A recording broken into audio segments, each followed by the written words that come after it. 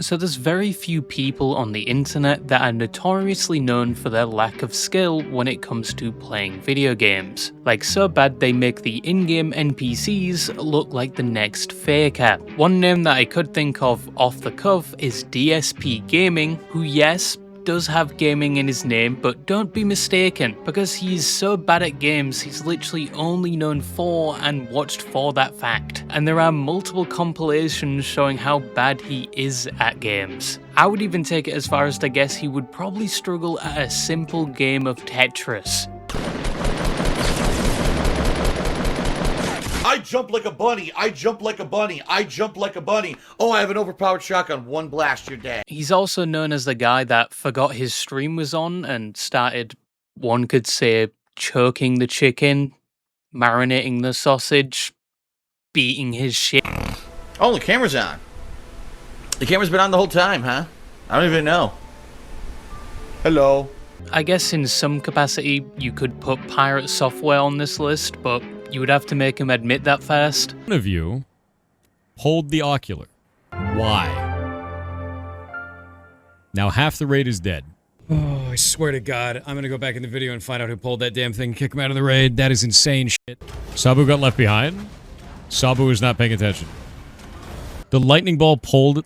I cast lightning ball before that Oculus appeared, and half the raid was in the back because they pulled the wrong pack. I'm not at fault there. I'm correct there. I worked at Blizzard for 7 years. And the last name I could think of is probably Asmongold, who, yes, is very good at things like MMOs, but when it comes to anything else, like first-person shooters, he performs like he's purposely avoiding the enemies or just has permanent stick drift. Let's go, this is my game now. Alright, let's play. Wait, why did I just throw? Okay, here we go.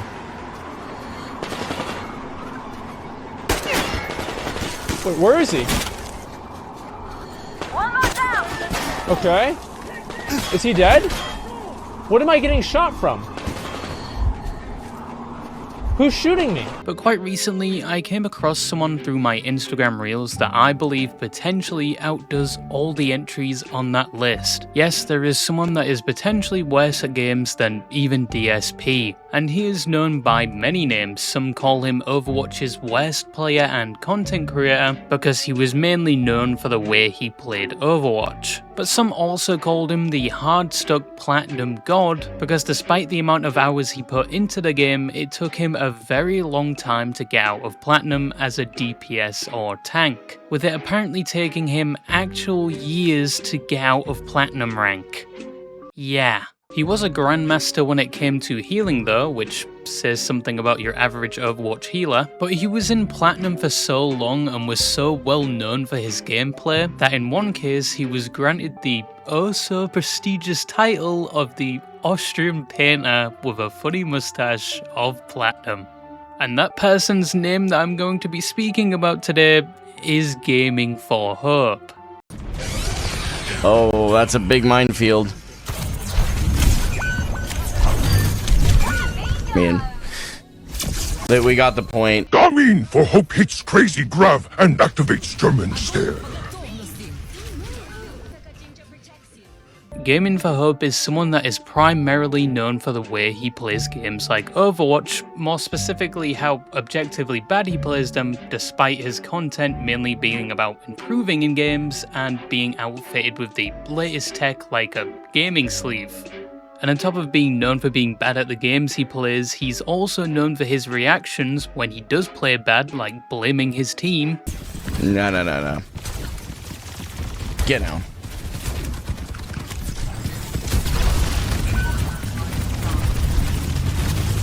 Why are we all the way back here? What are we doing?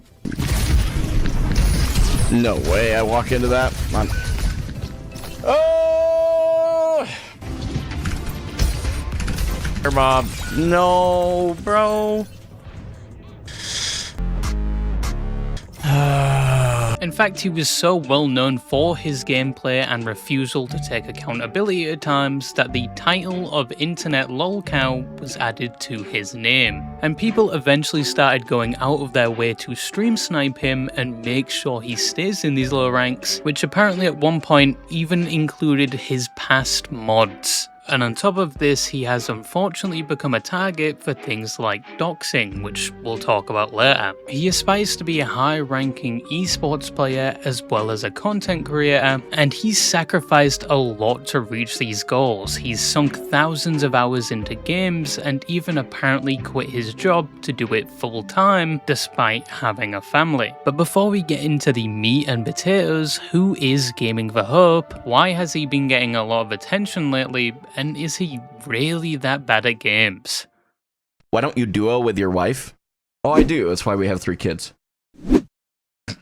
So Gaming for Hope, or David Orr, born March 16th, 1996, graced us with his online presence all the way back in January of 2018, and a few months later he would make his YouTube channel. He did have a YouTube channel before this, but he deleted it for unknown reasons, and he does mention it in his first video on his new channel, but refuses to elaborate. Today, of course, will be the very first video log that I have probably ever done. That's just kidding. I used to have a YouTube channel and I've done that before. We deleted that. We don't talk about those days. However, at the start of this new YouTube channel, he wasn't known by the name everyone knows him by in the current day, because when he first started that YouTube channel, he went by a very similar name, Gaming for God. Which, if you couldn't tell from the name alone, his goal was to bring his beliefs in Christ as a Christian into the gaming world. Now, I know what you're gonna say. I can see those little microscopic cogs in your small brain rotating, because you're thinking he's exactly like Dr. Witnesser, or as he's more commonly known as, the Faithful Sheriff, which was the guy that was widely known for forcing his religion on people in Fortnite lobbies, and for some reason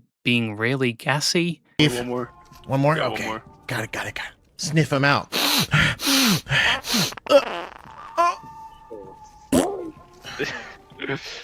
Sorry. Sorry. A little bit gassy. In my opinion, he's not like the Faithful Sheriff. If anything, he's significantly tamer, at least when it comes to spreading his beliefs. And Gaming for Hope previously has voiced his opinion against the way Faithful Sheriff spreads his beliefs. He even made a full video on it 5 years ago. He did in fact tell a Muslim child that he was going to hell. It's not just a tabloid thing. He's been clipped multiple times saying this. You guys will never catch me collaborating with Dr. Witnesser. I'm sorry. I know you guys have talked about the Faithful Sheriff. I don't know much about him. Dr. Witnesser is Faithful Sheriff. He rebranded. That's the same guy. Bro is just desperate at this point. But despite their differences, these two did have at least one thing in common, which was their origins.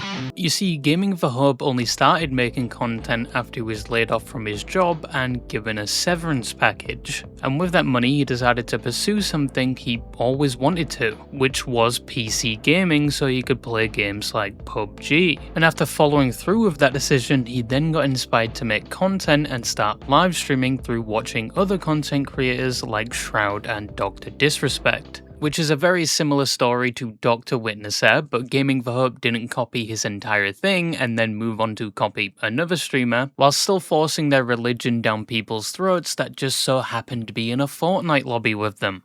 But anyway, with his new PC and newfound inspiration, he would start streaming things like PUBG and Fortnite to a small audience mainly consisting of family members like his cousins. And from what he briefly showed in his video going over his content creator journey, I can quite confidently say, even back then, he was still bad at games. Like, I'm pretty sure an elderly person with a severe case of cataracts probably could play better. By April of the same year, he had reached affiliate on Twitch, and he eventually started making content on his YouTube channel, where he would talk about anything from his beliefs to how his life is going. And around the same time, he had found another job, working at a Christian radio station, which he did whilst pursuing his dream of being a content creator. Because despite working full-time, he would still average around 40 hours of streaming a week to 10 to 15 viewers per stream, mainly playing Minecraft, PUBG, and Fortnite. Around the start of 2019, he would make a hard pivot to a game called Apex Legends, which was his first ever hero shooter, a hero shooter that still probably hasn't fixed its audio, but anyway. From his own mouth, he was apparently in the top 50 Pathfinder players in the United States for the game, but I couldn't find anything to prove that, so I guess take that claim with a grain of salt. Hostile spotted. What are you aiming at? Fire. What are you aiming at? Reloading.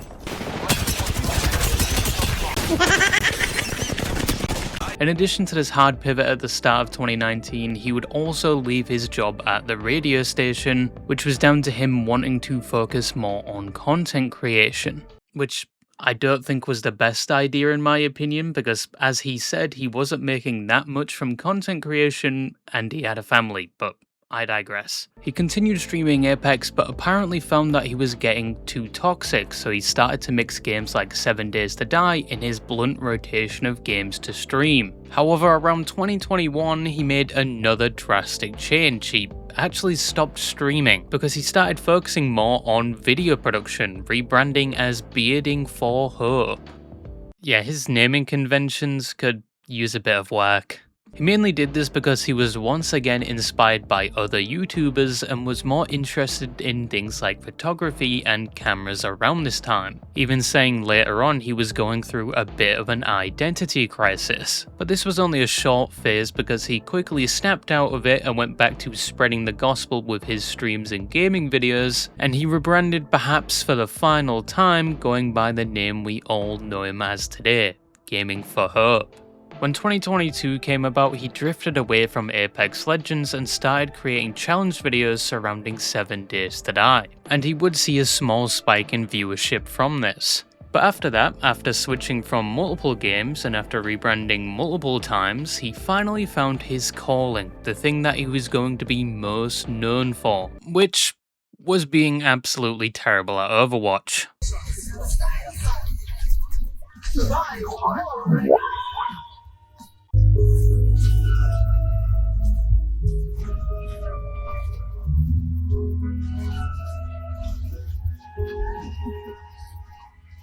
Hey, Anna, I have a question, and it's like a genuine thought. You hear? Yes. You said I sounded like Gaming for Hope, right? I did. That would be because I am Gaming for Hope. Awesome. I hope you have a You good are rest of your good game. at GG's. Good luck next. This man just has too much aura. Now, as a previous unofficial Overwatch pro myself, and more recently a deadlock god, I know, it's very impressive, you're already moistened in an oyster, but I can say with confidence he wasn't the best at the game, but he was constantly trying to improve at it. And he was pretty good at things like healing, just not the other two roles in the game, DPS or tank. You're just freaking... This ends now.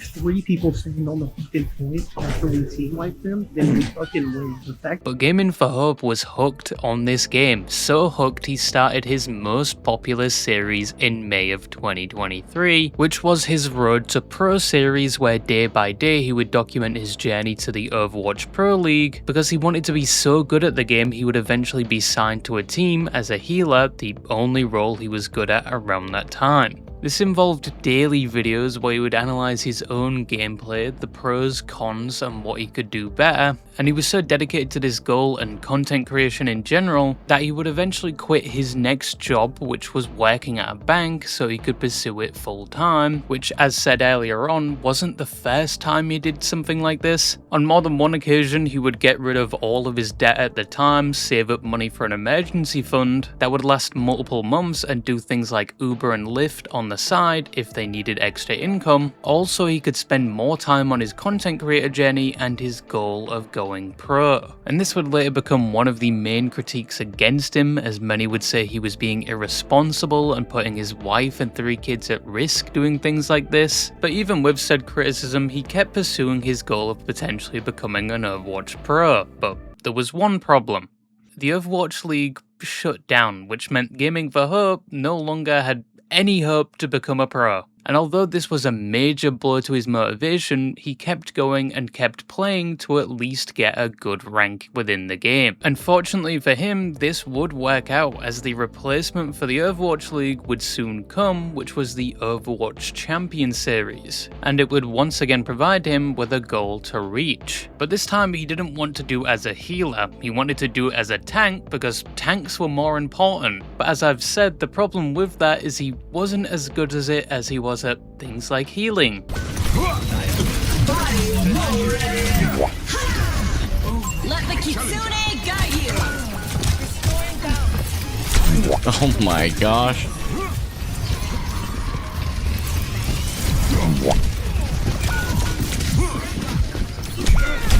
What?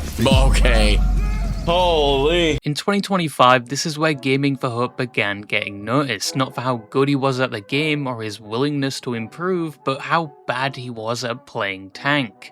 And people began clipping said terrible moments en masse, clearly making fun of him, and it got to the point where Overwatch pros even began taking notice of him, and they would start analysing his gameplay and in some cases criticising everywhere he was going wrong. I have 4 seconds to that cooldowns there. Okay, you have a punch. They've stopped trying. Look at this position. What do you mean they've stopped trying? Their tank hasn't done anything the whole game. Okay, we're still looking at our team, but the thing is all this time where we're people watching is time where we could be going in. Every time we're looking at our team is time where their team is doing something and we're watching a TV show. I know what I know what's going through his big bald head. I know what he's thinking. Well, how can I go in? We keep dying. But they can't shoot your team and they can't go for nades. Bubble on your cast would be nice here, not on your Kiri. Yep. I have both my supports there and still die. Yeah, okay.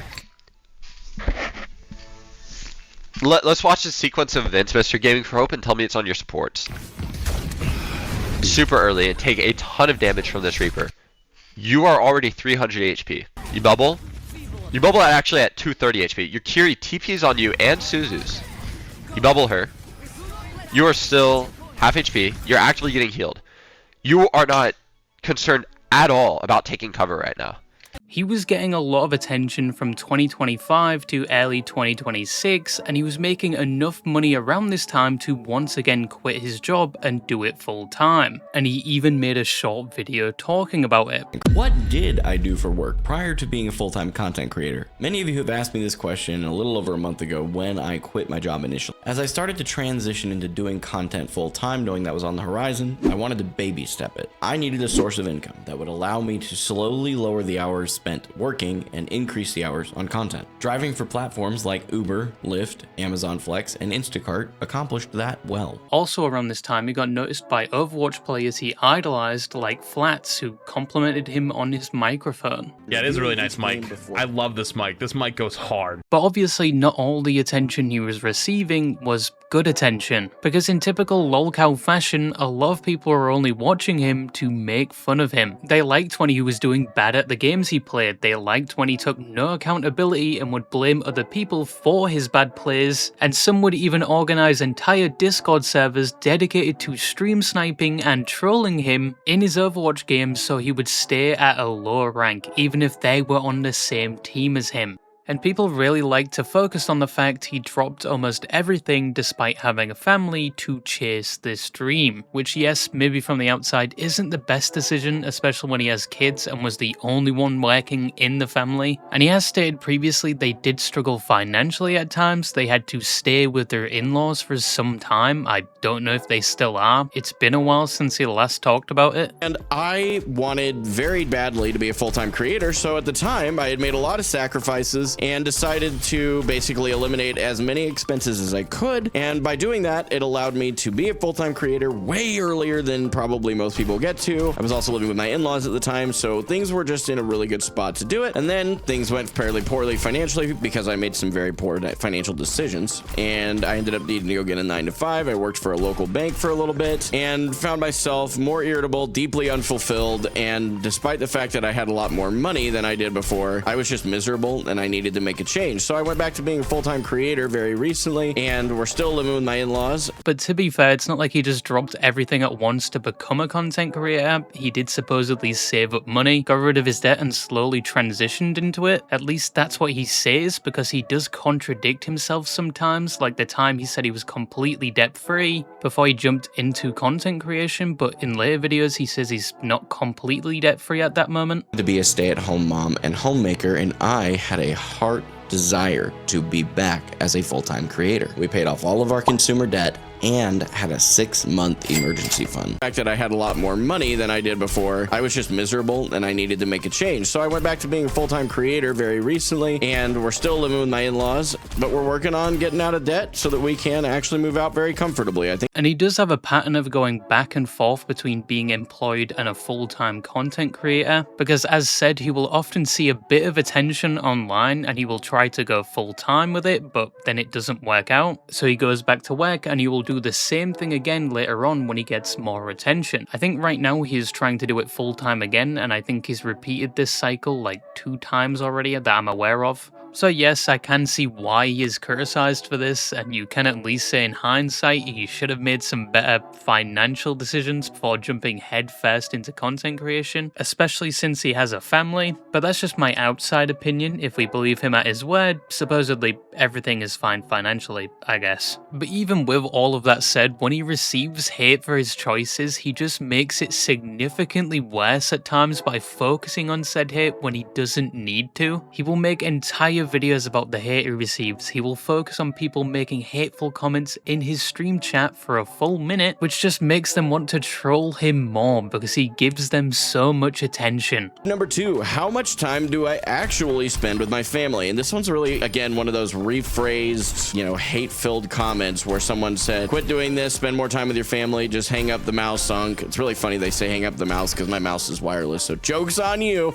Okay, that was a stupid dad joke. So with everything combined, Gaming for Hope mainly got attention and the label of Lolcow because he is bad at a game yet wants to be pro in said game, at times doesn't take accountability for the bad plays he does and blames his teammates. He has a bit of an ego sometimes and he is constantly feeding the people trolling him, and many people believe he has made terrible financial decisions all for this goal of wanting to be a content creator and pro player. Those are most of the reasons why people make fun of him and call him a lolcow, and some of it is very true, but probably the thing working in Gaming for Hope's favour is his attitude. Most times when he's not blaming his teammates, he's very positive and just wants to improve at the game he plays so his dream can come true. That's one of the good things about Gaming for Hope. Despite everything, he's still a somewhat so-called wholesome chungus. However, there are a few allegations that have been made against Gaming for Hope that paint the opposite picture, and there were quite a lot, to be honest.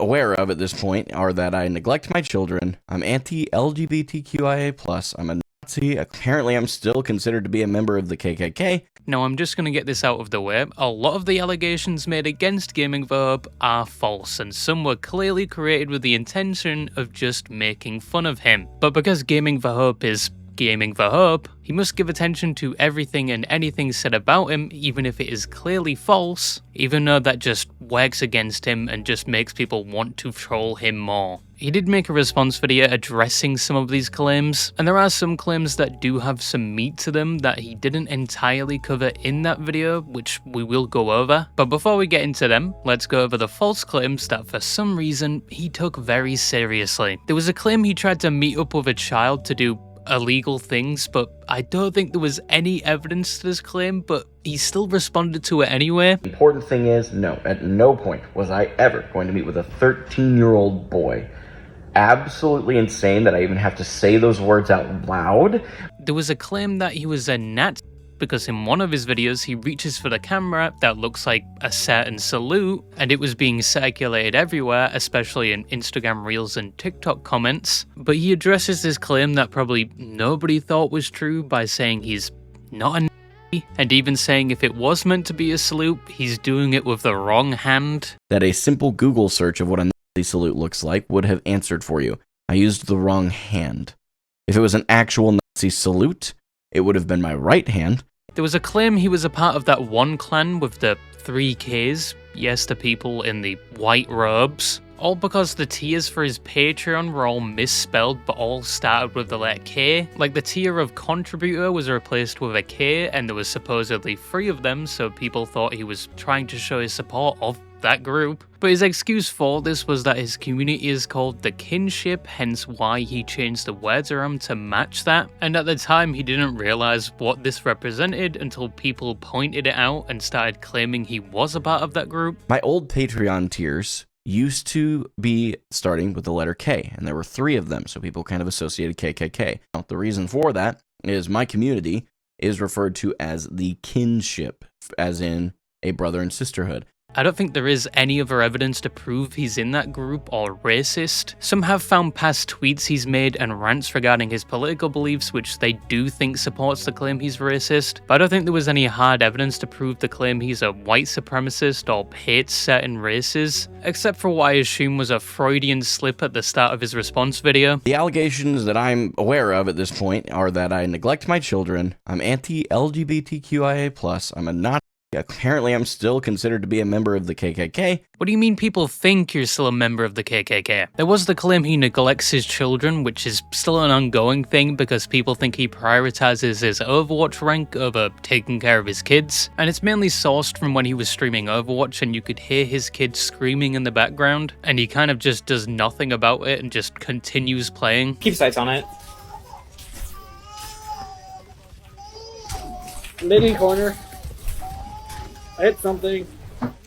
From what I can see, this is the main clip people use to support this claim, apart from the claim he puts his family at risk trying to do this full time. But he provides context to this clip, saying he streams in his bedroom where his baby sleeps and his kid was being put to bed at that time by the mother, who is a stay-at-home mom. So the baby was supposedly being taken care of. Basically what was going on there is my kid was crying. My youngest son, Cassian, was crying in the background. My stream is actually in our bedroom, and he's 6 months old, so he has a bassinet that's next to our bed, so he was being put down for bed about that time.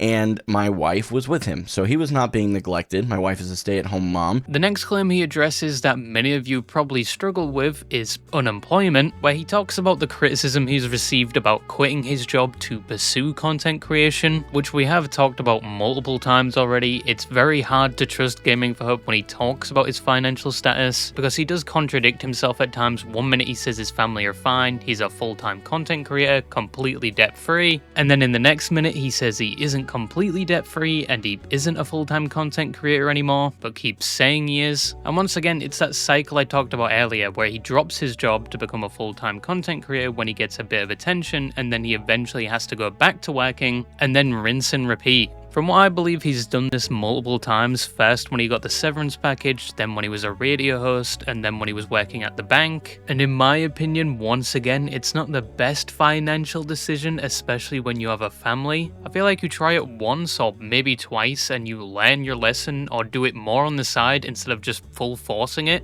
But within his response video, he tells us he is once again employed, and he says he always prioritizes providing from his family. When he needs to get a job, he will get a job, and in between being unemployed when they need money, he will do things like Uber. So if we believe him at his word when it comes to providing for his family, he will provide. But the thing is, 6 months after this video, he made a short talking about being a full-time content creator again and quitting his job, so I'm at least guessing he quit the job he talked about in his response video. So the cycle is repeating again. And this is either a 500 IQ rage bait tactic that has given him a significant amount of attention, or he just genuinely keeps repeating this cycle, hoping it works out, which is an impressive mindset, or just straight up insanity. There was the accusation that he was boosting his rank on Overwatch, which did have some truth to it, as on more than one occasion he would party with known Overwatch pros in comp games instead of quick play, and at one point he did have a duo that on their main account was a high-ranking DPS player that was helping him win games, but when it was proven his duo was smurfing, he claimed he never knew despite everyone telling him.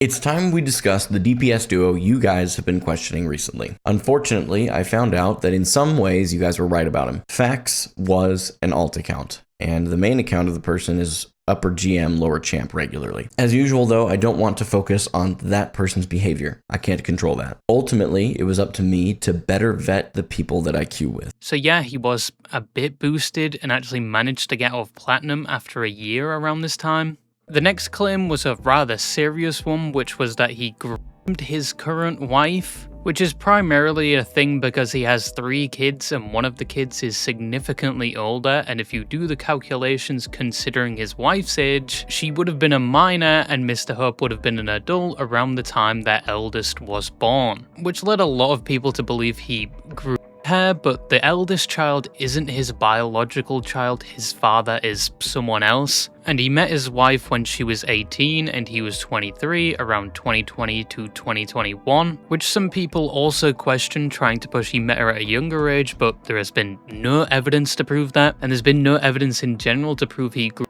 anyone that I know of. He was conceived in a previous relationship my now wife had. Biologically speaking, to be very clear, my oldest son isn't mine. My wife and I met when she was 18, going on 19. The last accusation is the one that has the most meat to it, and that is the claim that he is anti-LGBTQ. And from what I can tell, this started because of a video he did about the Overwatch character Venture, who is non-binary. And for some reason he adds within the video that as a Christian, he doesn't agree with gender fluidity. He thinks God created us as either a man or a woman. But he adds that despite this, he will continue to be kind and respectful to others, which includes using people's preferred pronouns despite being against it. At this point, we've all likely seen videos about Venture's kit, some gameplay, and even some opinions on their current state. What no one seems bold enough to talk about, however, is their identity. I'm sure you've noticed at this point in the video that I have been using Venture's preferred pronouns. I personally don't agree with the concept of gender fluidity, as I think God was very clear when he said that he created us both man and woman. However, for both Venture as a character in a video game and people that I know in my personal life, I will continue to go out of my way to be humble, kind, respectful,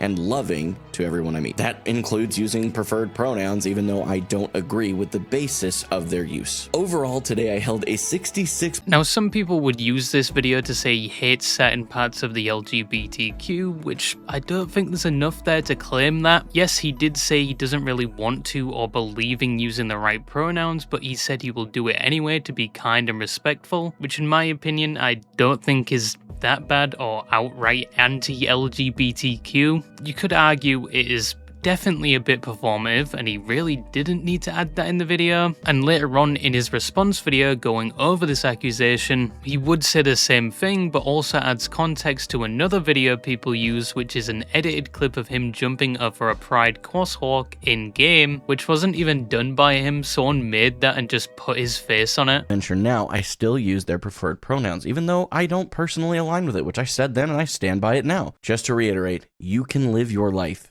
the exact way you want to live it. I will not be against you in that. I will not vote against you in that. You will not find me in the opposition despite my personal beliefs, because my personal beliefs are what I align my life to, not yours. Also, I will say there was a relatively funny, I have to admit I had a good laugh, funny clip of me jumping over the rainbow crosswalk at Midtown. I thought that was quite funny. It was completely out of context. But later on, there would be more events that would take place to further support this claim against him. So Gaming for Hope at the end of the month was going to donate to a charity, and he was also telling a lot of his viewers to check out and maybe donate to said charity. This is something he regularly does. He chooses one charity per month to donate to. Also around the same time, he had just got a sponsor with a company known as Wallhack, which also came with a new high-tech gaming sleeve, so he can probably throw more games as tank. Anyway, this all sounded pretty normal, and you know, good for him. He's donating to charity and actually getting noticed by sponsors. But as it turns out, everything wasn't so chemo-chi, because people looked into that charity he was advertising for that month and found that they do things like conversion therapy for those that are gay or trans, which as I understand is where they try and convert you to not be gay or trans. But fans of his didn't like that he was advertising and donating to said charity, since, you know, he's stated before he is respectful and kind towards the LGBTQ, so a user going by the name XYLZLOL would get in contact with Gaming Hope to inform him about what the charity does, providing all the necessary links. And in response, Gaming for Hope basically says, you know, most charities, if you look into them, all do some things you won't like. I mean, he's not entirely wrong there. The person then provides more information, and Gaming for Hope basically says they will agree to disagree and he wants to move forward, despite saying at one point he couldn't see any public information about this regarding the charity, and he was provided with said information eventually. But then things escalated because they would get in contact with his new sponsor, letting them know he was supporting this charity, which resulted in them dropping him out of nowhere and Gaming for Hope somewhat crashing out on stream. Drop the sponsorship with no conversation, no warning. Just so you know, Wallhack is a pathetic excuse for a company and I will no longer be endorsing. I dodged a bullet that they bailed out so early. Pathetic. Celebrate Recovery believes that transgenderism and homosexuality is a mental disorder. I do not believe that at all. And I would never agree with that. I think that's the most disgusting things that Christians say all the time, and it drives me nuts as a Christian. There's nowhere in the Bible that's going to substantiate that at all. I still support the charity because the charity overall is a net positive on society. There is not a better charity that does better job in getting people sober in this area. And a company broke a sponsorship over that. How are they judging you for something someone else did? That's exactly my point. I would not support Wallhack, and I'm going to come out pretty heavily against them on that. Well, for Wallhack to not want to support that after all they give money and then you give it to the company, so it almost seems like an endorsement if they were to continue. That's a reasonable point. I'm going to give you that. Because at the end of the day, I have a huge issue with the fact that we started our partnership together 10 days ago. I was supporting the charity then. So to me, that just screams they don't actually care. This is a virtue signal. But even with all of that said, he would then make an apology video basically saying he didn't know what conversion therapy was, despite someone providing him with all the information. He then says he no longer supports this charity and what they do he doesn't agree with, and that going forward he will be doing research on the charities he chooses to support and donate to, finishing off by saying he will be supporting the Trevor Project, another charity which is for supporting young people a part of the LGBTQ that are struggling. Sincerely apologize. I misunderstood what conversion therapy is. The way that I understood that term, just by the words themselves, was that it was effectively assisting someone in a detransition process, which is not true even a tiny bit. And a basic Google search would have taught me that, so it's completely my fault. I am not blaming anybody but myself for this. I will no longer be supporting Celebrate Recovery, to be very, very clear, financially or otherwise. I think that they've helped people get out of addictions, but knowing that they support this, I can't continue to support them. Now knowing what it is, especially. I will be more thorough in my research with future charities to support, adding a layer to what I already do. Donations that I'm going to do from April's revenue will now be going to the Trevor Project. This is going to come across like a virtue signal. Frankly, I don't care if that's how you see it. I know it's not. Trevor Project is an organization that helps people that are in the LGBTQIA+ community with the mental health effects that come with being largely discarded by the world. And I think that's horrible that you guys are discarded by the world. Regardless of my religious beliefs, this organization is a very big part of the movement that's helping lower the rates of fill in the blank here. That number needs to go down. I went to several funerals in high school that were a byproduct of people choosing to end their own lives. I don't want that for anybody. But once again, after saying that, he makes a Discord announcement and a YouTube video saying he now won't be supporting the Trevor Project because he doesn't agree with everything it does, despite just saying he has learned his lesson and he will look into charities before he supports them. You guys a little bit of an explanation on the Trevor Project. I had intended to not say anything about it because I feared that it would create a spiral of things that I would have to answer forever, but I'm going to keep it short and to the point. The primary mission of Trevor Project is still something I support. There are some secondary and tertiary beliefs that they hold that to them kind of help their main mission that I just can't support. I'm not going to go into it more in this video. In the fallout of this, he removed his apology video for whatever reason, and moderators of his stream left the team, including some that were trans, with one saying they didn't like the things he did and all the backpedaling he was doing lately. And this is why people think he hates the LGBTQ. He is still insistent he doesn't have a problem with them, and in my opinion, I don't necessarily think he outright hates them. I just think he is a bit, dare I say, dumb, and I think it was more of an ego thing where he didn't want to be wrong, but he did completely fumble the ball here, going back and forth on his reasonings and stances. At least that's what I think. Continuing on from this, Gaming for Hope would actually come out with an announcement that he is no longer going to be streaming Overwatch, with his reasoning being it's too toxic, and since streaming it he has been receiving harassment such as doxing, which is pretty bad. I have officially decided to quit playing Overwatch, and it's important to me that my fans know why. However, throughout that time being on social media, I have garnered a disproportionate level of hatred for a creator my size. There are Discord servers all over the place with a ridiculous amount of people in them for this purpose. They're a breeding ground for people to meme, mostly, and hate on me as well. A little over a year ago, my family and I, as many of you know, were doxxed and then harassed by a hater. What I haven't told you is that it hasn't stopped, with 2 different moves in between then and now. It's one thing for people to make memes and stream snipe my games, I can deal with that. But threatening my family over it is a felony. Some people, upon hearing that he was leaving Overwatch behind, would rejoice, some were upset by the decision, and some were confused because he was mainly known for playing Overwatch. It seems like he was shooting himself in the foot, but he probably just wanted to minimize the harassment and keep his family safe. Some think he will return since he's stopped playing Overwatch before but came back, but to this day he has stayed away from it. He's now actually playing Marvel Rivals, which is very similar to Overwatch, and now people make fun of him for being terrible at that game. Listen, just because you're not a voice actor... I am a fucking voice actor! I'm stuck here making shitty fucking Instagram reels because someone won't get off their fat fucking ass and help me! In conclusion, yes, Gaming for Hope is terrible at games. It can be said he is a bit egotistical, some even call him slightly narcissistic, and say he has a victim complex. He has made a lot of questionable decisions as well, and the title of Lolcow is very much appropriate for him, because unless it's a LARP, he unknowingly keeps feeding trolls, and most times it looks like he doesn't know when people are clearly making fun of him, which inevitably leads to him giving a lot of attention to things like false allegations, and people making fun of him more, which also escalated to people harassing him, which is uncalled for. Once again, in my opinion, I don't think he's an outright terrible person, just very naive at times, but he's still going and still making content to this day, tracking his journey in competitive games, and still being fairly positive, at least when it comes to recording the videos. I don't know about in-game and if he's still blaming his teammates, but who knows, maybe in the future he'll hit gold in Marvel Rivals or whatever the rank system is in that game. I don't know, I only play Deadlock right now, and that's probably what I'm gonna do after this. But yeah, that's just something I wanted to talk about today. Don't forget you can manually breathe, and that's all I had to say, and bye-bye.